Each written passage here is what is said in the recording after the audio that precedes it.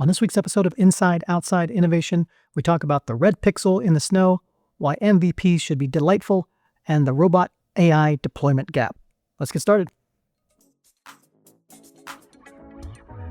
Inside Outside Innovation is the podcast to help innovation leaders navigate what's next. Each week, we'll give you a front row seat into what it takes to grow and thrive in a world of hyper uncertainty and accelerating change. Join me, Brian Ardinger, and Miles Zero's Robyn Bolton as we discuss the latest tools, tactics, and trends for creating innovations with impact. Let's get started.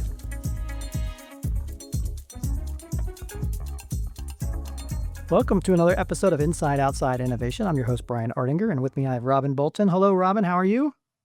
I'm great. How are you, Brian? We are surviving the cold. These sub-freezing temperatures. Yes, I know it's January, but that doesn't mean it has to be as bitterly cold as it is. Absolutely.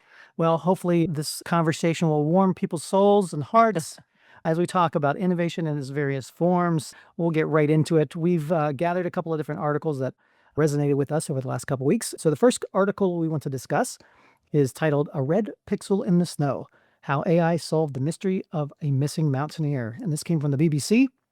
It's a very fascinating article for a couple of different reasons, but the basic premise, it's a story about a missing mountaineer. This person was hiking and went missing, a 66-year-old hiker, and they sent out all the helicopters and that to try to find him. They were unsuccessful, but closer to the spring, when some of the snow was melting, they decided to go back out and see if they could actually find the body, and they used drones and AI as a way to map the area. And what they found was they could put all that AI pictures into the system, and they were able to find a red pixel in the snow that was effectively his helmet, that they were then able to find the person and go and retrieve the body and such. What I found fascinating about this is, again, in this particular instance, it wasn't successful in finding him and saving him, but just the ability for new technologies like drones, just taking random pictures and then putting that in through the AI and having the AI look for anomalies.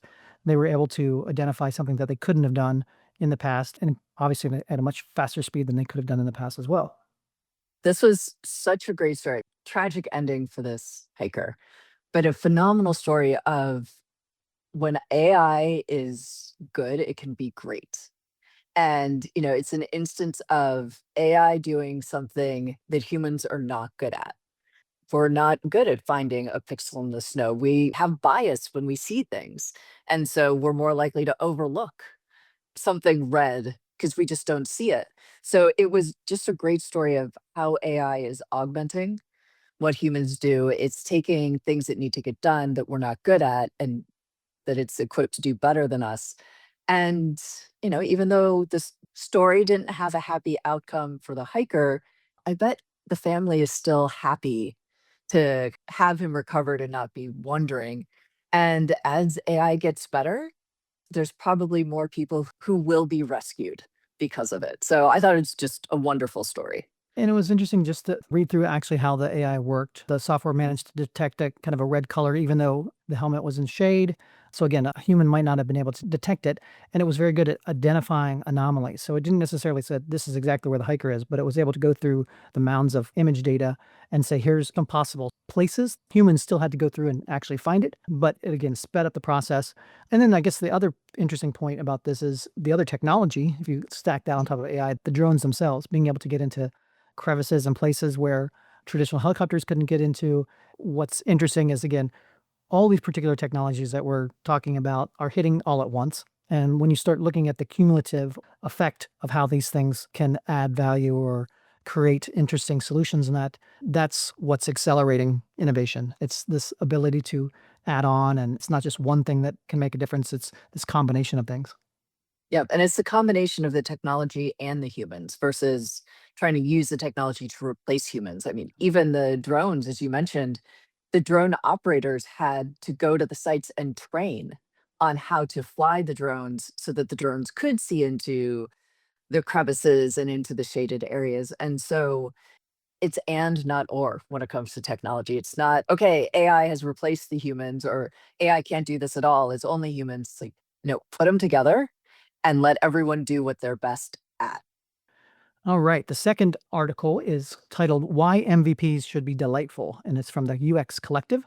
And this was a great article. MVPs are near and dear to my heart. We do a lot when we're launching new products and working with startups, and we always talk a lot about the MVP.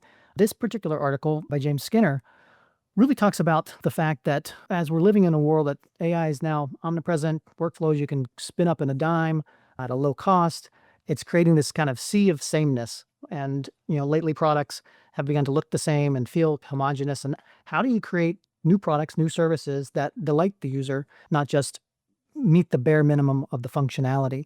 His call to action basically is, stop looking for the good enough or just the functional aspect of your product or service, but how can you inject delight into it? I'm gonna roll out my soapbox on this one. And it comes back to the reason I have a soapbox is what is an MVP? It Yes. started off as a term, a minimum viable product, literally minimum viable. A true MVP should just function. We shouldn't be worrying about delight. We shouldn't be worrying about, how does it make the customer feel? It's like, should it function and solve the problem that we need it to solve? And then there's version two and version three and version four. And then when you get to kind of the quote unquote final version, that you are shipping, like, yes, it should delight people. Yes, it should be differentiated. But if we're going to be super strict about language, which I believe is very important because it avoids confusion, a true MVP actually shouldn't be delightful. It should just work. And then what you ultimately launch should absolutely be delightful, but that's not an MVP. I will get down off my soapbox now. I agree.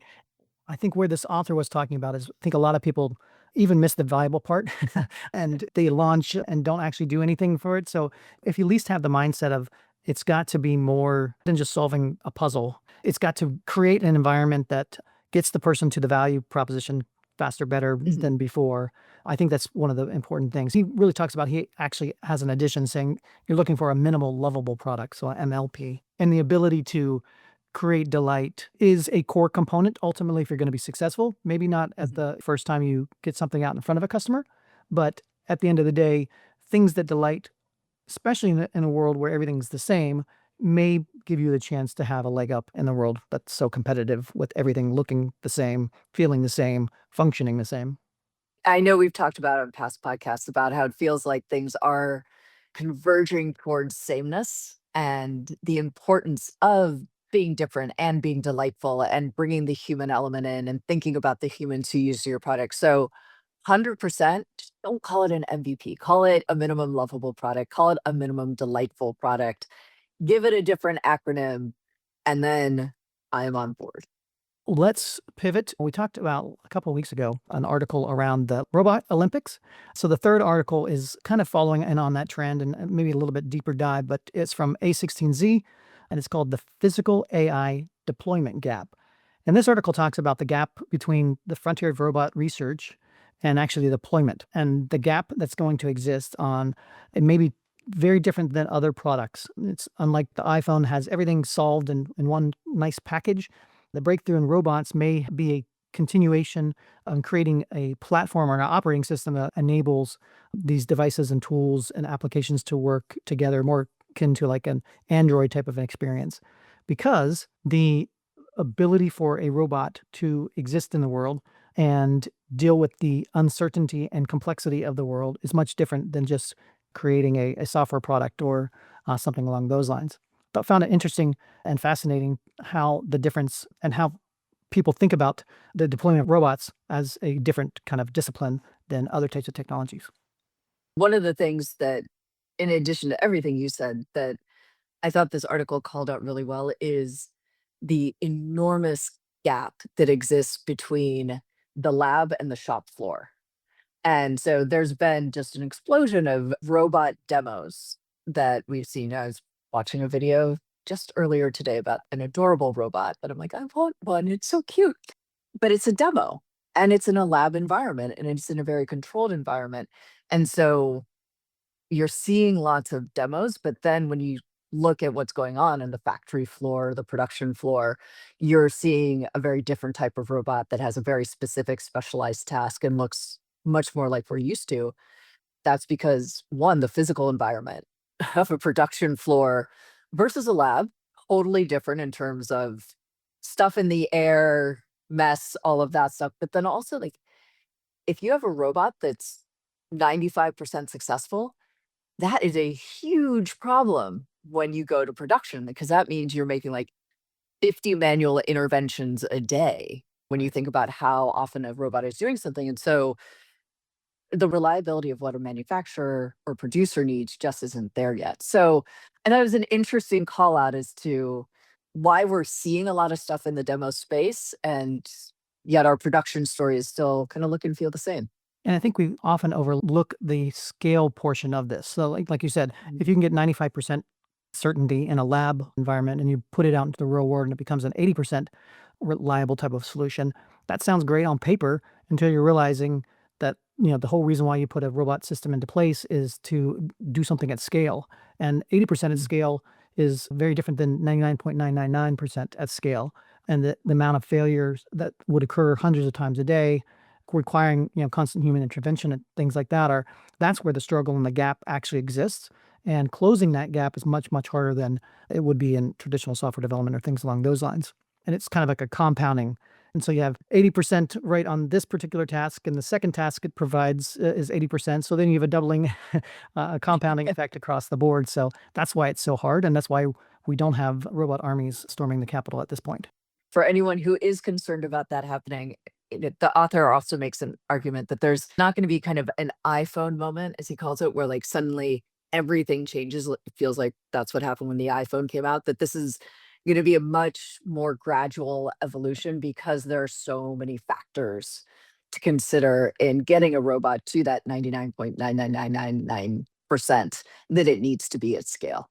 And that the gap won't be closed through pure research. It's going to take Right. actually implementation and getting it in concert with infrastructure and tooling and operational capabilities that don't currently exist. It's not going to be something that is spun up and finished in a lab.